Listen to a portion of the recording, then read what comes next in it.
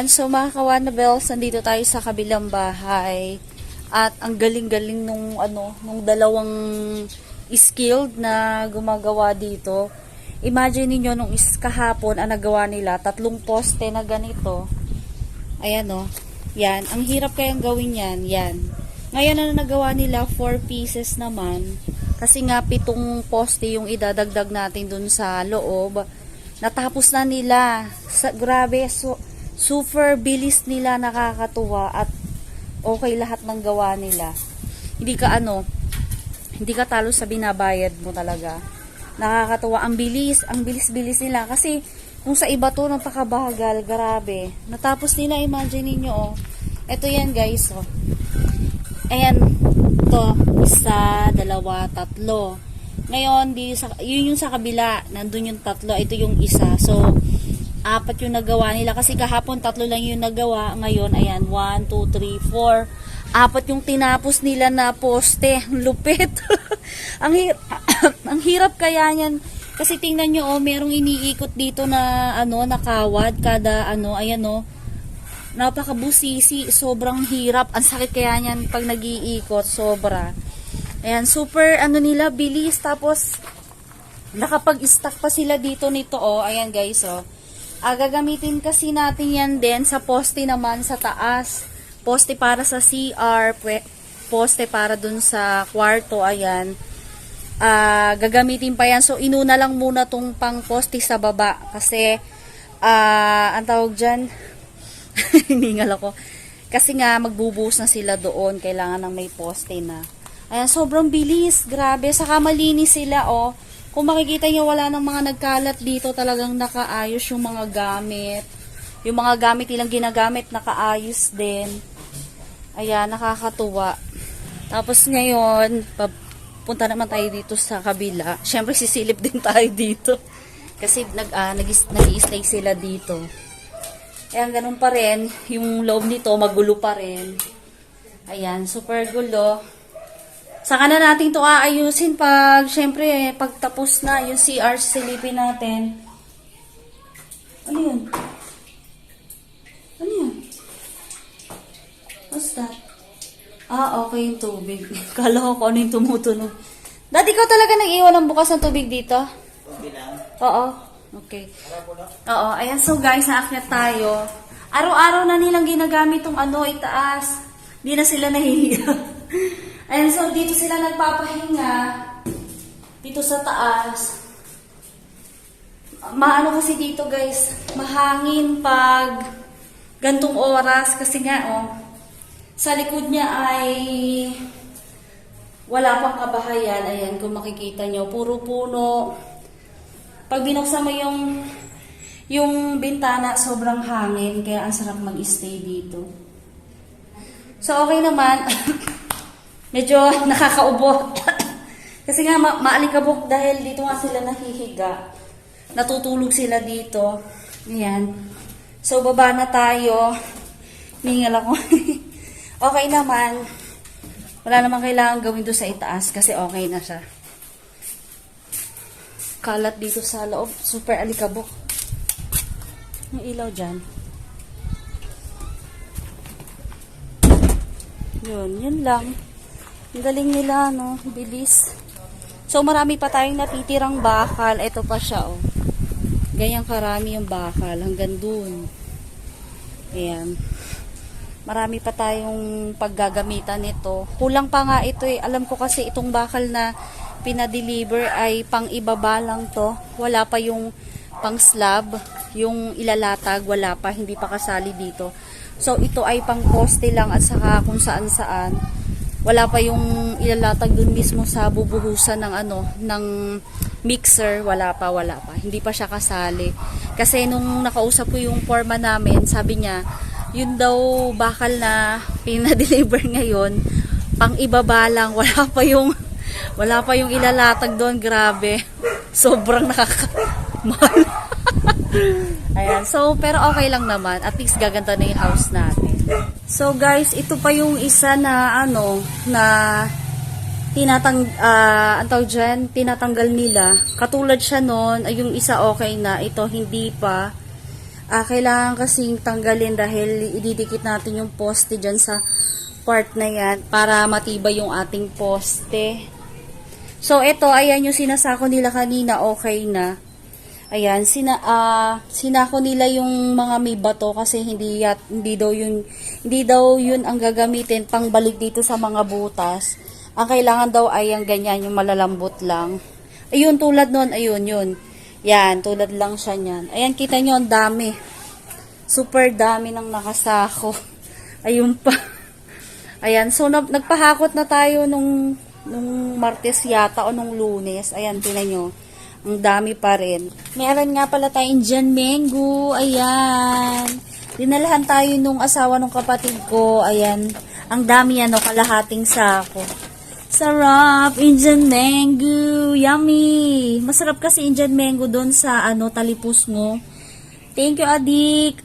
Dami, ang sarap. Yummy. Pamimigay natin yung iba, ang dami kasi Ayan yummy. Bagong pitas lang to. Ayan, kita nyo may mga dakta pa yan. Natalupan natin. Tapos eto, syempre meron tayong bagoong. Ayan siya, ito yon. Yung binili ko dun sa kumari ko kay Marsleng. Ang sarap kasi ng bagoong niya. Ayan sarap-sarap niya sa mangga. Ayan. Kukuha ka ng bagoong. Ayan, ito siya.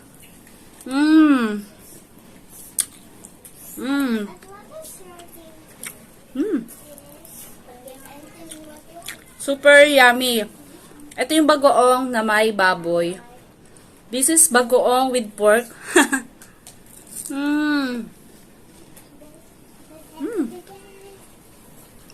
Yummy. Sarap. Episode 4 na to.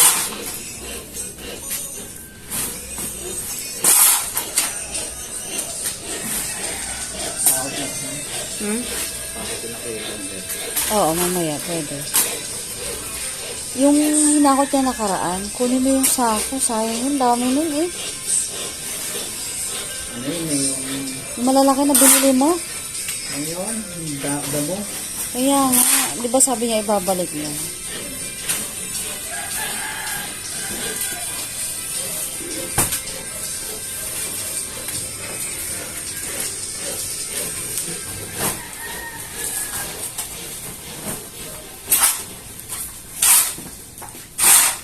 Ito gagawin doon. Dito bagawin pa rin yun. Ito yung isa. Pero ito siguro ito malambot daw. Ay, hindi. Kala ko gagawin. Ay, yan lang pala yung dalawang yan.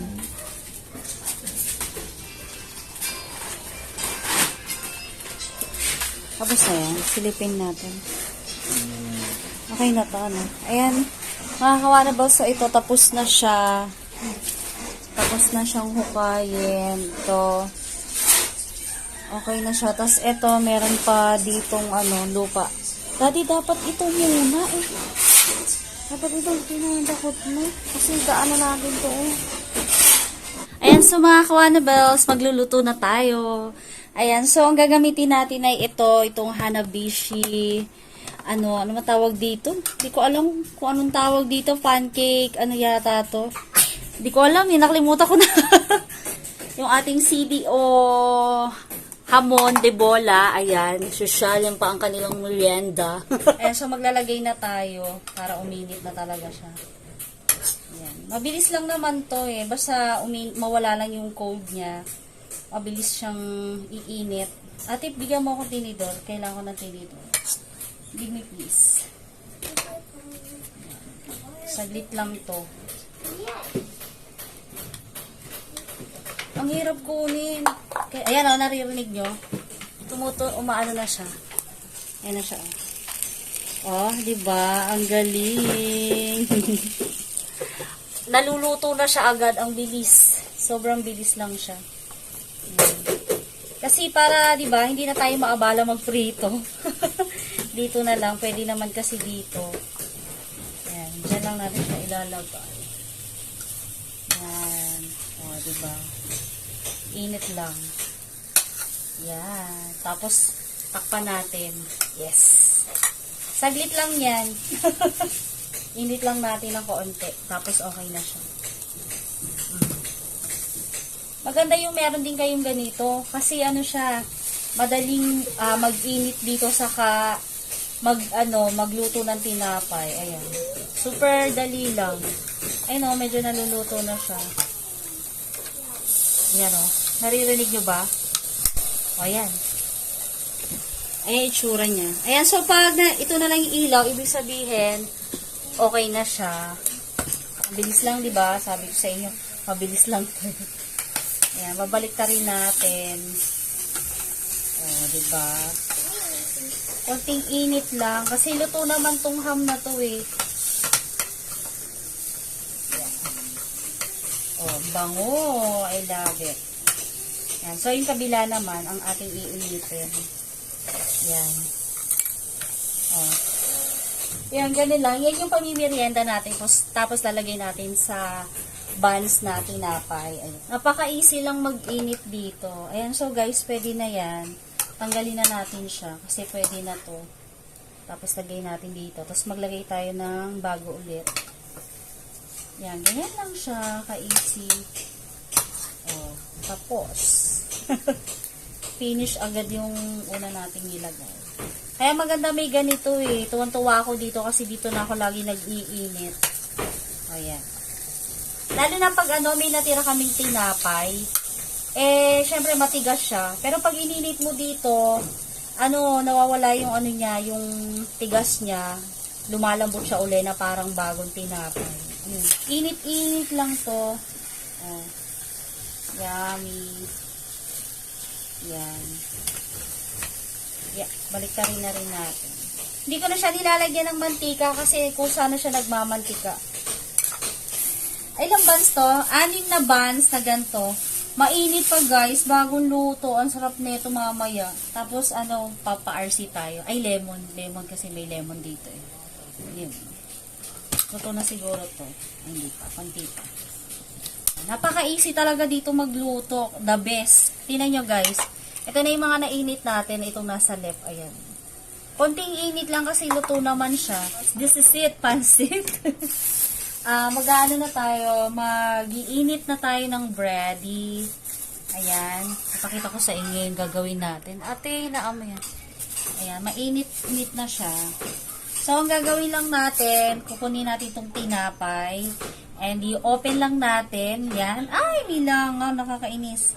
Tapos, maglalagay tayo ng, ayan, ng palaman. Tapos, lalagay natin dito. Yan, ganun lang siya. Mas masarap siyang kainin kasi mainit. Tapos bago yung lutong tinapay. Yan. And after nyan, ka-close natin siya ng ganyan. Luto na kaya. Ow! Ang init! Kinayo napaso ako. Ganun na siya ka-easy gawin. O, diba? Saglit lang talaga. Yan, yes.